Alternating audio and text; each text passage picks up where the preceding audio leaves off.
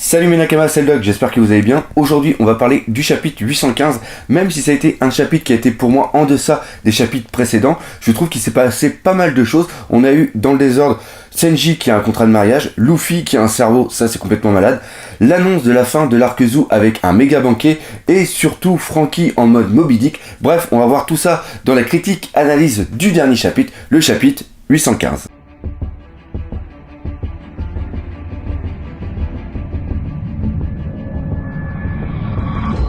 On va commencer par parler pour moi la chose la plus importante qu'il y a eu dans ce chapitre, c'est la mentalité de Luffy et savoir qu'il met une priorité sur le sauvetage de Sanji. On l'avait déjà vu précédemment que ses Nakama était super important, il préférait encore voguer sous la bannière de Big Mom que perdre un Nakama, mais ça on va voir après que c'est quelque chose qui ne va pas se passer, mais il fait passer le sauvetage de Sanji de une seule personne par rapport à la menace qu'il peut y avoir par rapport à Kaido et surtout par rapport à l'alliance qu'il a avec l'eau. Et ça franchement on allait s'en douter un tout petit peu car on va se souvenir de tout ce qui s'est passé avant les 2 ans. Il y a eu deux choses vraiment marquantes, c'est-à-dire la perte de tous les Nakama dans l'archipel Shabondi contre Kuma et bien sûr la mort de Ace qui a été quelque chose de vraiment traumatisant. Et à partir de ce moment-là, quand il a été les 2 ans sur l'île, il a combattu que pour un seul objectif, la sauvegarde de ses Nakama, c'est-à-dire que quoi qu'il arrive à ses Nakama, il sera toujours là pour les aider. Et ce qui est vraiment dingue là-dedans, c'est que Luffy y a réfléchi et voilà, non, top, on s'arrête ici. Luffy y a réfléchi. Rien que dire réfléchir avec Luffy, c'est quelque chose qui ne va pas ensemble. Encore une fois, quand il a annoncé qu'il veut y aller tout seul parce que, en effet, il y a plusieurs menaces. Il y a la menace de Big Mom par rapport au mariage de Sanji et il y a la menace de Kaido et il ne veut pas mettre justement tout le monde en porte-à-faux, tout le monde en danger. Ça, c'est quand même quelque chose d'assez malade.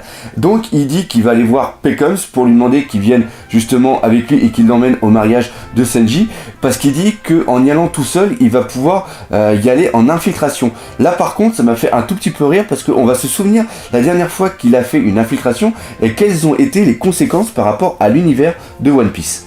Alors on va se rappeler un tout petit peu la dernière fois qu'il a voulu faire une infiltration en douce, les résultats qu'il y a eu. Ça a été à Impel Down pour aller sauver son frère S. Donc ça part d'une bonne intention, mais quels ont été exactement les résultats? Les résultats, c'est qu'il y a une grande partie de la prison qui a été blastée.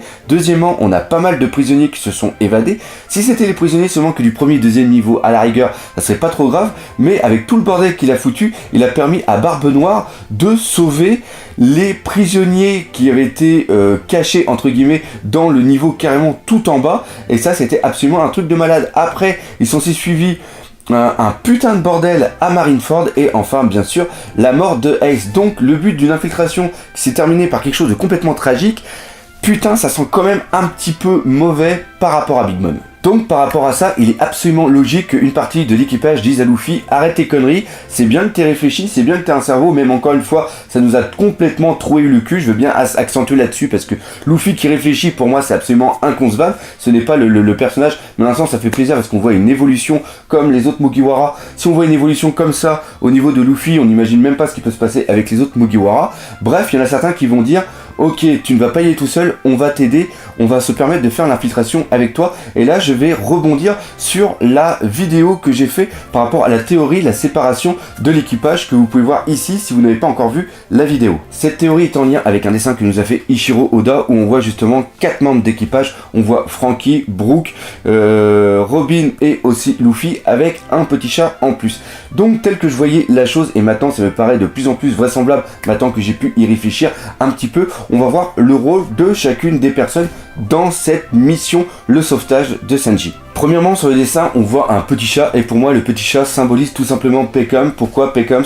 Parce que tout simplement, c'est un félin, et le félin se rapproche vraiment du chat, et en plus, Luffy le voit comme quelque chose de très mignon. Et qu'est-ce qui est plus mignon qu'un chat? À part ma grand-mère en maillot de bain sur la plage, et encore avec un chat, bien sûr, je ne vois rien qui peut être plus mignon. La première personne que j'ai citée, c'est Franky. Alors beaucoup vont me dire Franky n'est pas ce qu'il y a de mieux pour faire une infiltration vu son gabarit. Mais pour aller justement de Zou jusqu'au lieu du mariage, il faut un bateau.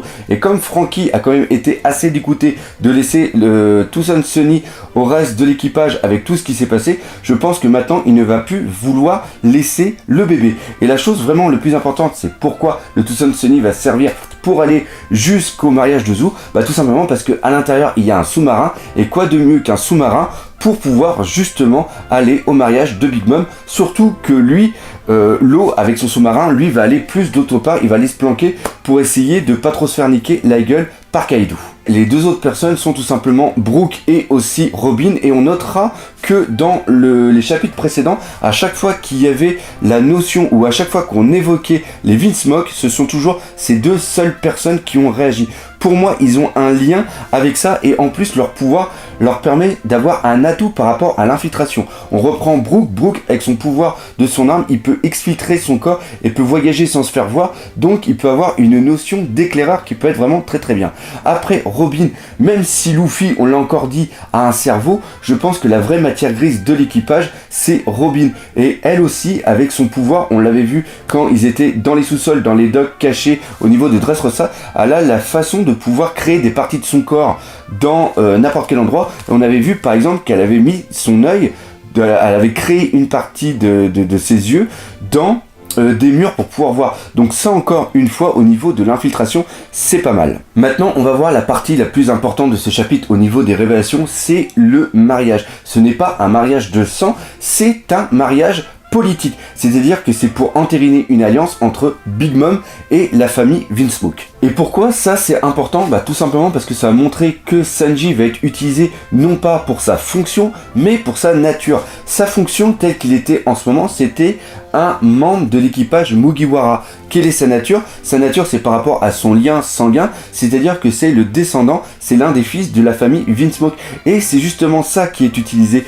Et donc s'il y a le mariage, cette fonction du membre de l'équipage des Mugiwara va totalement disparaître et donc il n'aura plus de lien avec les Mugiwara. Ce qui est en un sens bon parce que les Mugiwara ne seront pas sous la bannière de Big Mom, mais l'inconvénient c'est qu'il ne sera plus Mugiwara en tant que tel et ça Luffy ne peut absolument pas l'accepter. Et Peckums dit quelque chose qui est vraiment hallucinant, et c'est vraiment quelque chose de dingue qu'on n'avait peut-être pas tous percuté, c'est que le pouvoir d'un empereur est le suivant. Quand un empereur dit quelque chose, cette chose devient tout simplement la réalité. Et ça, c'est complètement dingue. Pourtant, on avait déjà eu un exemple. Rappelez-vous, Shanks, quand il est arrivé à Marineford, là je fais un petit parallèle par rapport à la vidéo que j'ai fait avec le chef Otaku sur les 30 questions au niveau de One Piece, c'est vraiment quelque chose qui moi ne m'a pas marqué, mais pourtant quelque chose qui est vrai. Shanks est arrivé et il a dit c'est la fin de la guerre.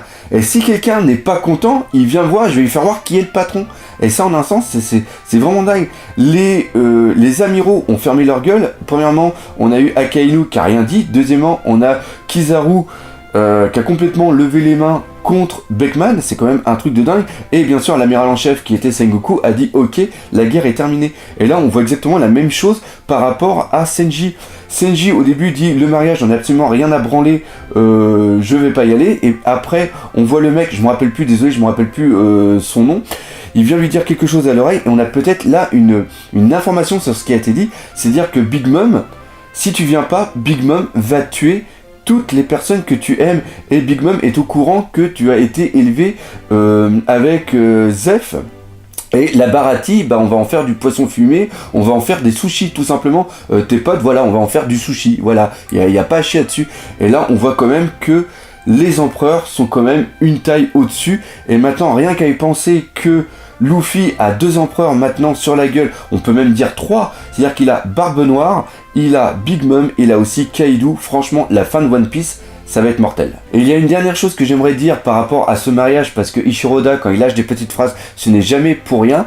Quand Sanji est dans le ventre de Capone, c'est-à-dire dans son château, il y a eu quelque chose qui est dit, c'est tout simplement que quand Big Mom invite quelqu'un à la tea party, personne ne peut refuser. Même si elle disait à un démon de venir, le démon serait obligé de venir. C'est-à-dire qu'elle peut contrôler les démons. Et là, on va revenir justement sur ce qui a été annoncé par rapport à l'armée démoniaque qui serait sous les ordres des Vinsmoke. Donc on peut voir une petite connotation démoniaque. Et là, ça montre un petit peu en disant que Big Mom a l'ascendant sur les Vinsmoke et les commande carrément. Car elle commande, entre guillemets, elle a le pouvoir de commander entre guillemets les démons, et j'ai trouvé ça vraiment excellent. Et justement, là maintenant, on va parler de cette armée qui est sous les ordres des Vinsmoke, la Germa 6-6 et non pas la Germa GG. Là, j'étais complètement malade dans ma réaction live.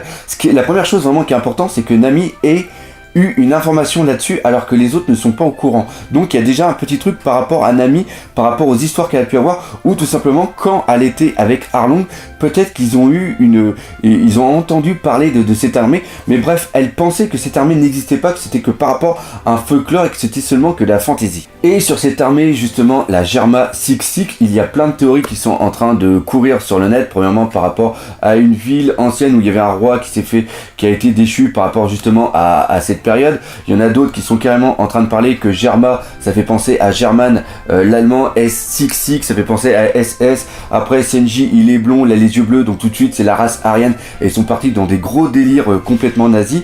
Je suis d'accord dans des théories qu'on parte sur des trucs vraiment n'importe quoi, mais à ce niveau-là quand même, des fois il faut quand même garder un petit peu les pieds sur terre. Moi ce que j'ai bien apprécié avec Ichiro Oda, c'est que par rapport à l'armée de Kaido, on a vu certains liens qu'il y avait avec des jeux de cartes et justement je me suis dit putain, est-ce qu'il n'y aurait pas aussi un lien avec un jeu de cartes? Et j'ai vu un truc, je ne dis pas que c'est ça, mais je trouve qu'il y a certaines connotations qui sont quand même trop flagrantes pour que ça soit que du hasard. Il y a un jeu de cartes qui s'appelle tout simplement le 66. Alors je sais que ce n'est pas le 6-6, que c'est le 6-6 et non pas le 66, mais il y a quand même pas mal de choses qui pour moi ne sont pas liées au hasard. Premièrement, ce jeu a été créé dans une auberge et le numéro de l'auberge était le 66. Ce jeu de cartes, à la base, se joue à 2, après il y a des variantes A3 et A4 qui ont été faites, mais la base du jeu est de 2 joueurs et chaque joueur avait 6 cartes. Et là on arrive vraiment dans le 6-6. Ce jeu, le but du jeu justement, c'est de faire 66 points. On est encore dans le 66. Et là, s'il n'y a pas quelque chose qui peut être encore mieux là-dedans, c'est que ce jeu-là, il est connu comme étant le jeu 66, mais dans certaines régions d'Allemagne, il est appelé comme le jeu du mariage. Et là, ça, c'est quand même assez gros pour dire que peut-être que Ichiro Oda a tiré son nom des German 6-6 de ce jeu-là. Ah, et pour information, je ne suis pas un vieux qui joue au Rami tous les dimanches soirs avec le club des vieux du coin. Je suis pas quelqu'un non plus qui est super passionné par les jeux de cartes, mais c'est tout simplement qu'il y a un outil qui est vraiment génial qui s'appelle Wikipédia. Alors pour tous ceux qui veulent faire justement des théories, utilisez Wikipédia, vous allez voir, c'est vraiment génial. Voilà, ça c'était la petite parenthèse. Et pour terminer justement avec cette armée 6-6, heureusement que c'est 6-6 et non pas 6-9, 69, parce que avec 69 dans une truc d'armée pour une théorie, franchement, ça aurait pu totalement être what the fuck, ça aurait pu totalement partir en couille. Putain, celle-là est pas mal, putain, involontaire, oui, parce que voilà, je crois que tout est dit. Ensuite vient le traditionnel banquet qui symbolise la fin de l'arc. Donc on voit que Zou maintenant c'est terminé, même si avec les deux débiles de samouraï on pense qu'il va encore se passer quelque chose, mais c'est bon de voir toute cette joie, toute cette gaieté par rapport à tous les événements tragiques qui ont été. Et encore une fois, il y a un banquet et dans chaque banquet on a l'apparition de Pandaman qui encore une fois était complètement passé à l'ouest à mon niveau. Et parler du banquet, ça va me faire penser à quelque chose que j'ai complètement oublié de vous dire au sujet des Minks, comment ils vont pouvoir aider justement à cette infiltration. Rappelez-vous, Luffy quand il est arrivé au niveau de la forêt, il n'a pas avec son acquis de l'observation, il n'a pas remarqué les Minks. Après, Pedro, à un moment quand il parle en haut d'un arbre, pareil, encore une fois, Luffy malgré le acquis de l'observation qu'il possède n'a pas réussi à le voir. Et quand Luffy est en train de parler avec l'eau, à un moment il y a les Minks, justement les gardiens qui sont en train de parler, et encore une fois malgré le acquis de l'observation, ils n'ont pas été remarqués. Et là, on peut penser justement que quand Luffy, avec les membres de l'équipage, quand ils vont aller au mariage, peut-être que Pedro va faire partie de cet équipage et va pouvoir leur apprendre un petit peu à dissimuler leur apparence, à être invisible par rapport aux personnes qui possèdent le acquis de l'observation. Ça, c'est peut-être quelque chose à creuser. Et on va terminer cette vidéo avec l'arrivée des deux idiots, c'est-à-dire les deux samouraïs qui sont les gaffeurs, les Gaston Lagaffe, car ils font que des conneries. Là, ils arrivent et malgré le fait qu'on ait les trois adultes entre guillemets de l'équipage, c'est-à-dire Franky, Robin et Brooke, tout simplement, ils étaient là pour éviter que les samouraïs arrivent et foutent la merde partout, parce que vu que tout ce qui s'est passé à cause du samouraï Raizu, ça a foutu la merde, ils se sont dit, même si on est amis avec les Minks, même si on a été des sauveurs, s'ils voient les samouraïs qui sont liés avec nous, ça va être vraiment la merde. Ça c'est mon petit gamin, c'est pas grave. Bref, les deux Ils arrivent, les 3 entre guillemets adultes sont complètement endormis, et la première chose que dit Kinemon au singe, c'est il faut qu'on trouve Raizu. Et ça, c'est complètement dingue. C'est le mot tabou, Raizu et le mot tabou. Et là, on voit le singe complètement paniqué. Et là, c'est sûr que le prochain chapitre, le 816, ça va être encore totalement what the fuck. Voilà ce qu'il y avait à dire sur ce chapitre 815. J'espère que vous aurez bien apprécié cette vidéo. Comme d'habitude, si c'est le cas, n'hésitez pas à partager, liker, abonnez-vous, laissez des commentaires et défoncez la gueule de ce putain de pouce bleu. Et nous, comme d'habitude, on se dit à bientôt pour de nouvelles aventures One Piece. Allez, salut mes Nakama.